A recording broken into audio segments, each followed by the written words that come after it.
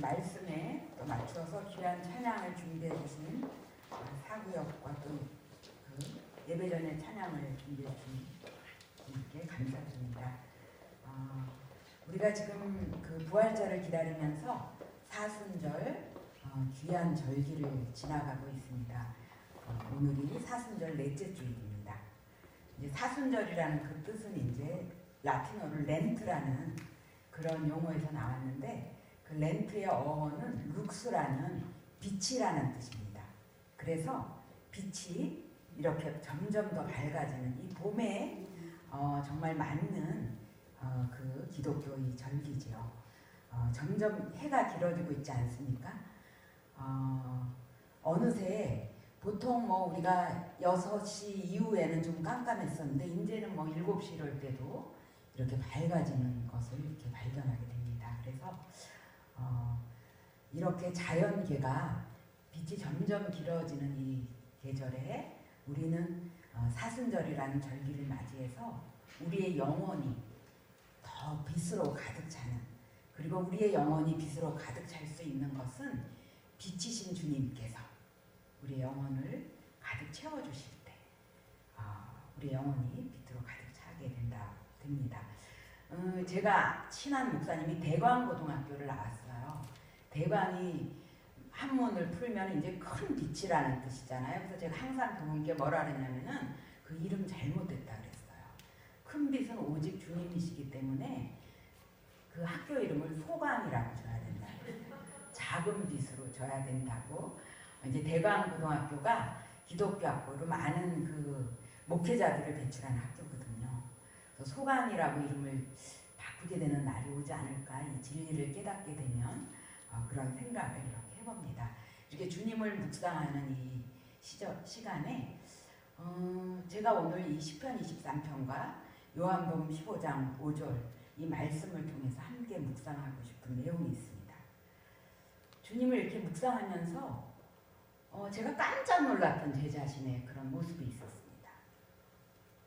내가 뭐 이단은 아니지만, 이단 같은 그런 사설에 빠진 건 아니지만 그 말씀을 내가 이렇게 이해했었구나 스스로 굉장히 깜짝 놀란 적이 있었습니다. 그게 이 시편 23편이었습니다. 여러분, 우리 시편 23편은 우리 모두에게 익숙하고 또 기독교인이 아닌 사람들도 족자로 이 시편 23편을 걸어놓는 사람도 있을 만큼 굉장히 사랑을 받는 그런 구절입니다. 근데 이제 제가 내가 그거를 그렇게 생각했어? 그러면서 이 시편 23편이 전체적으로 달라지는 가운데 특별히 그 3절에 내 영혼을 소생시키시고, 또 뭐냐면 내 잔이 넘치나이다. 그 내 잔이 넘치나이다에서 제가 내가 이렇게 생각했어? 그게 아니었구나. 여러분, 우리가 성경을 보면은 그림이 쫙 그려지는 그런 성경들이 있습니다. 모든 게 다 이렇게 그림으로 다 나오진 않지만 그 가운데서도 정말 모든 한 구절 한 구절이 그림으로 다 그려지는 게 뭐죠? 시편 23편, 그죠? 여호와는 나의 목자시니, 목자의 그런 게 보이잖아요. 그리고 푸른 풀밭, 그리고 그 우리를 그 물가로 인도하시는 물, 그림이 다 그려지잖아요. 그리고 우리 영혼이 소생시키는 거, 여러분 그 소생시키는 그림은 어떻게 여러분들의 그림에 그려졌죠? 그런데 제가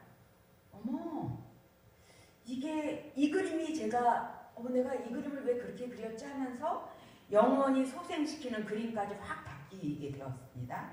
그래서 여러분들이 그 내 잔이 넘치나이다 5절을 한번 생각해 보세요. 내 잔이 넘치나이다, 여러분들은 어떤 그림이 그려지세요? 한번 그려봐 주세요. 자기 안 보여줘도 돼요. 스스로 그림을 한번 그려봐 주세요.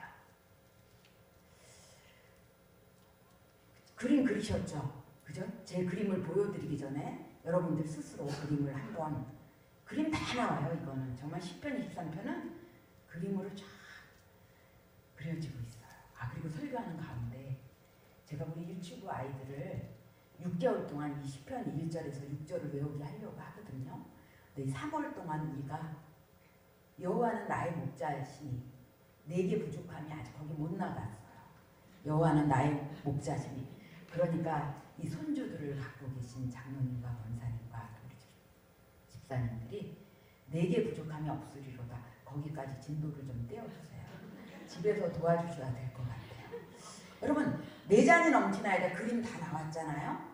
제가 어떤 그림을 갖고 있었냐면요. 목사님 한번 보여주세요. 이거였어요. 제 잔이 이렇게 온전한 잔 속에서 그 물이 잔을 이렇게 부어주시니까 제 잔이 가득 차는 그런 그림을 저는 항상 생각하고 있었어요. 그래서 이 그림을 생각하니까 제 영혼이 소생한다는 것도 온전한 제가 굉장히 기쁨 속에 있는 그런 것으로 저는 생각을 하고 있었어요. 그러다가 제가 어떤 영화를 보면서 이 그림이 완전히 바뀌게 되는 일이 있었어요.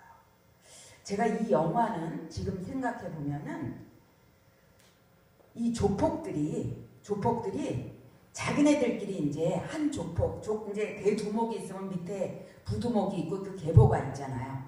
그래서 대두목이 이제 뭐 죽거나 뭐 이제 승계를 하게 될 때는 그 계보에서 서로 싸움이 일어나거든요.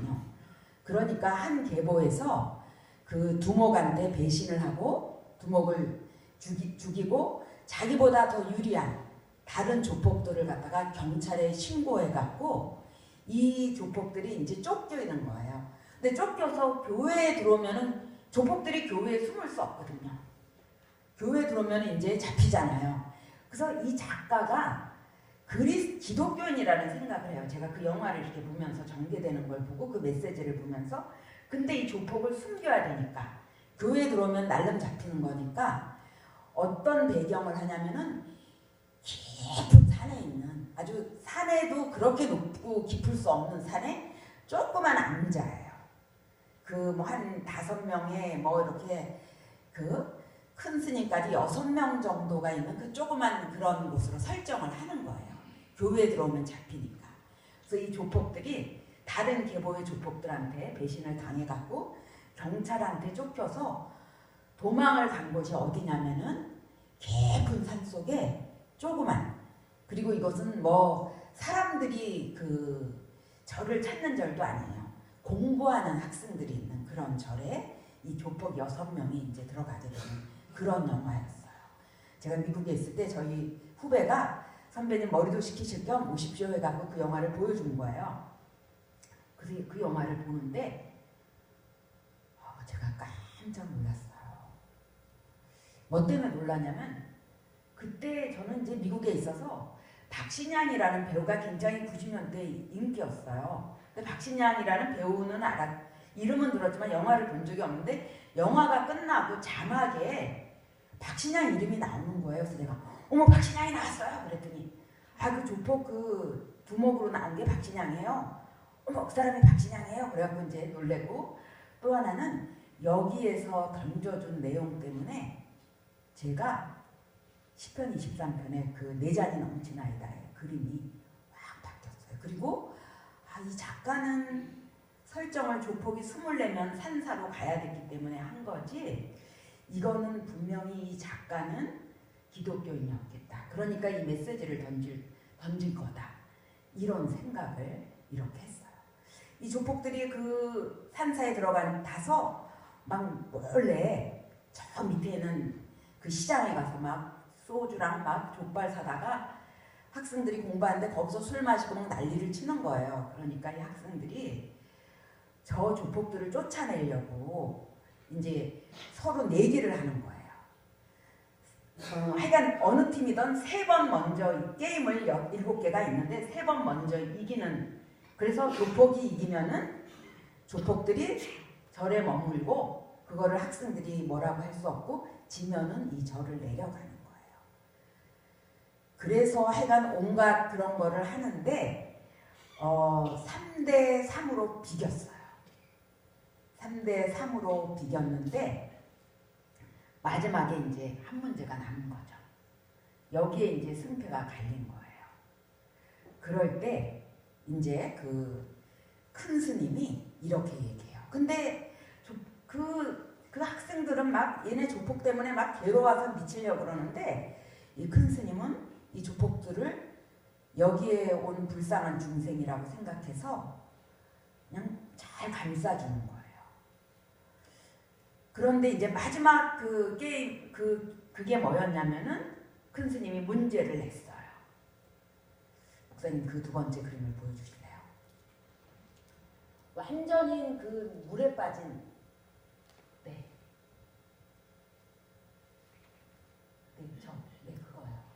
독이에요, 여러분. 그림이 좀 이상하잖아요. 이 화가가 조금 미흡한 화가예요. 그 화가가 그냥 저예요. 그래서 이 완전히 밑빠진 독을 두 개를 주는 거예요. 그 공부하는 학생들과 조폭들에게 주면서 뭐라 그러냐면 이렇게 얘기해요. 이 밑빠진 거에다가 아무것도 대지 말고 물을 가득 채우라는 거예요.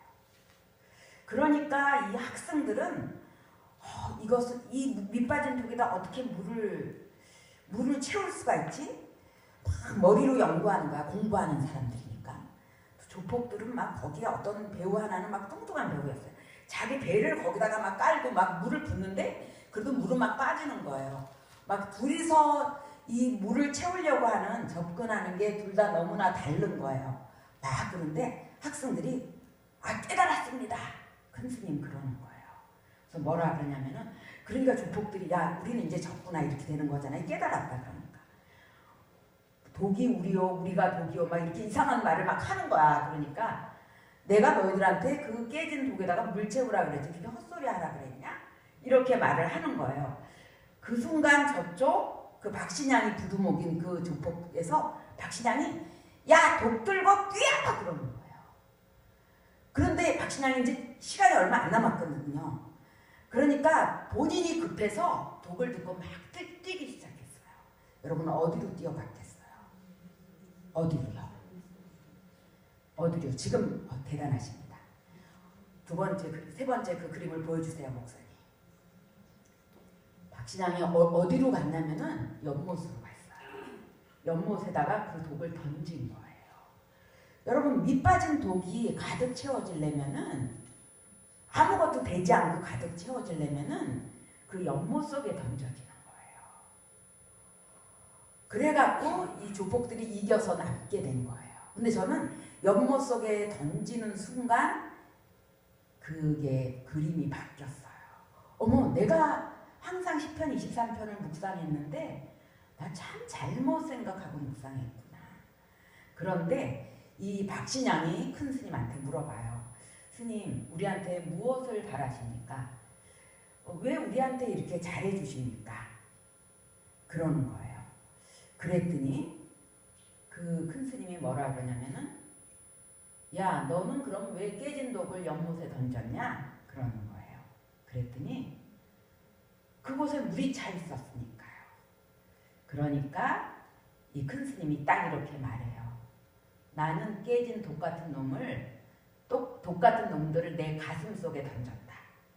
딱 그 얘기를 하는데 어머 이 사람은 기독교 작가다. 그리고 나는 10편 23편 내 잔이 넘치나이다. 그걸 내가 정말 잘못 생각했구나. 그렇죠? 아까 제가 목사님 그거 다시 한번 비춰주실래요? 내 잔이 넘치나이다. 그죠? 저 온전한 잔. 저 이 그림을 생각했거든요. 근데 연못에 그 밑빠진 독을 던지면서 깨진 독 같은 놈들 내 가슴 속에 던졌다 하는 순간 10편 23편에 내 잔이 넘치나이다에 그것이 완전히 바뀌었어요. 그리고 내 영혼을 소생시키시며 그 그림이 완전히 바뀌었어요. 어떻게 바뀌었을 것 같아요, 여러분? 저의 바뀐 그림이 나오기 전에 제 그림이 어떻게 바뀌었을지를 한번 상상해 봐 주실래요? 어떻게 바뀌었을 것 같아요, 제 그림이? 저는 사가도 아니에요. 저는 유튜브 아이들을 위해서 그림을 그리는 정도거든요. 그 정도에서 제 그림이 바뀌었어요. 여러분들이 바뀐 제 그림을 알아맞혀 주실까? 힌트는 그 밑빠진 독이거든요. 자, 눈동자를 보니까 다 그림을 그리신 것 같아요. 네, 보여주실래요? 이렇게 그림이 바뀌었어요. 아, 온전한 나의 잔에 부어주시는 것으로 가득 차는 게 아니고 완전히 깨진 한 조각의 한 방울의 물도 채울 수 없는 나의 죄인인, 완전한 죄인인 내가 내 잔이 넘칠 수 있다고 고백하는 것은 그 안에 거하기 때문이구나. 여러분, 우리가 죄인인데 어떻게 우리가 정말 한 방울의 물이라도 우리가 담을 수 있는 자겠어요. 그럼 완전한 죄인이 우리가 정말 그의 풍성함 안에서 우리가 완전히 채워지는 것을 다시 그림을 그리게 되었어요. 우리가 그의 안에 거하는 것. 완전히 깨진 우리를 그의 가슴에 던지신, 그래서 그의 안에 거하기 때문에 우리의 영혼이 솟아나는 것. 막 뿌려주시는 곳에서 우리가 완전히 태워져서 우리의 영혼이 솟아나는 게 아니고 그 안에 있기 때문에 우리의 영혼이 솟아나는 거구나. 저는 물론 제가 이단이라고 생각하지는 않아요. 제가 이런 잔을 생각했다고 해서. 그런데 다시 생각하게 돼서 그 다음에 시편 23편이 저에게는 다른 그림이 됐어요. 내 잔이 넘치나이다 할 때 그 잔이 아니고 완전히 한 조각의 물방울도 담을 수 없는 제가 그 안에 거하는 거. 그 안에 거하는 거. 그래서 내 영혼이 소생한다는 것이 그 주님 안에 있기 때문에 소생한다는 거. 그리고 바로 이것이 저에게 요한복음 15장 나는 포도나무야 너희는 가지니. 가지가 붙어있다는 생각을 했는데 그게 아니더라고요. 그게 아니더라고요. 가지가 붙어있다는 것에 대한 그림이 바뀌었어요. 그림이 바뀌었어요. 아, 이것이 붙어있는 거구나. 이것이 그가 우리를 붙드시는 포도나무가 우리 가지를 붙드시는 그림이 온전히 바뀌었어요. 그러면서 우리의 실존을 생각해봤어요.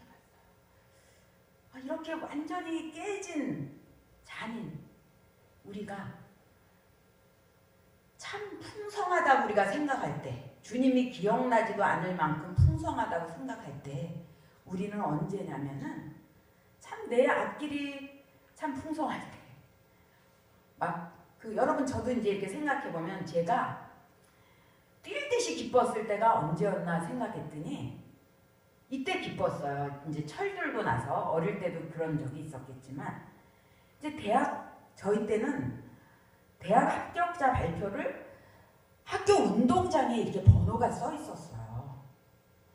뭐 라디오로 알아볼 수도 있었는데 떨리잖아요. 그래서 학교에 그 번호를 보러 갔는데 얼마나 떨리겠어요. 번호가 있는 거야. 아, 그때 제가 뛸 듯이 기뻐갖고 집에 올 때 차조심을 얼마나 했는지 몰라요.